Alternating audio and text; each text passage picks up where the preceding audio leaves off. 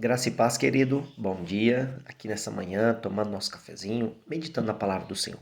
Querido, em Lucas capítulo 13, a partir do versículo 6, Jesus propôs uma parábola. Jesus gostava de falar em parábolas, contando história, para que as pessoas pudessem ter um entendimento, um discernimento mais fácil daquilo que ele queria dizer. E a palavra aqui vai dizer que havia um grande fazendeiro. Esse fazendeiro, ele havia uma plantação de videiras. E diz que no meio da plantação de videira havia uma figueira. E diz que todos os anos esse agricultor, ele ia ali naquela figueira procurar se havia figo. Por quê? O que traz alegria, querido, na vida de tudo é o fruto. Aquilo que você planta, aquilo que você cuida, e quando o fruto vem, o fruto é o resultado de uma grande conquista. O fruto é o prêmio. E diz que já era o terceiro ano.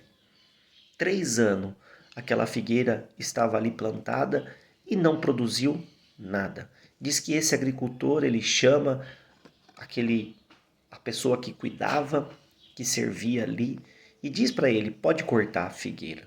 Porque, querido, uma árvore que não produz fruto, ela não serve para nada. Ela simplesmente está ocupando o espaço de uma outra árvore frutífera. Mas o que é interessante, diz que aquele servo que ali ficava pede mais uma chance. Pede para aquele agricultor que deixe que ele dê uma trabalhada na terra, que ele cuide da terra e no próximo ano, se não produzir, que corte. Aqui, querida, essa história é a minha história, a sua história. O grande agricultor se chama Deus. Ele é o criador de tudo. Ele nos criou para um grande propósito. Mas pode ser, querido, que na trajetória das nossas vidas nós não estamos cumprindo o propósito para qual Deus nos chamou, para qual Deus nos escolheu. Mesmo que a gente possa ser completamente diferente no meio de tanta gente, porque era a figueira no meio de uma videira, de uma plantação de videira. Mas sabe quem é esse servo que pede para dar mais uma chance? Esse servo se chama Jesus. É Jesus que vem, querido, entra nas nossas vidas. É Jesus que vem, começa a nos lapidar, cuidar de nós. Ele ministra nossas vidas. Para quê? Para que a gente comece a produzir. Para que a gente dê bons resultados, querido. Para que os nossos frutos sejam os frutos de honra e não frutos de desonra. Porque quando nós andamos sozinhos, querido, as nossas escolhas muitas das vezes nos levam para a morte, para a destruição. Mas quando Cristo entra nas nossas vidas e começa a nos ensinar, a nos lapidar, a cuidar de nós, as nossas escolhas elas mudam. E com isso, querido, se as nossas escolhas mudam, o nosso resultado também muda. Escute uma coisa.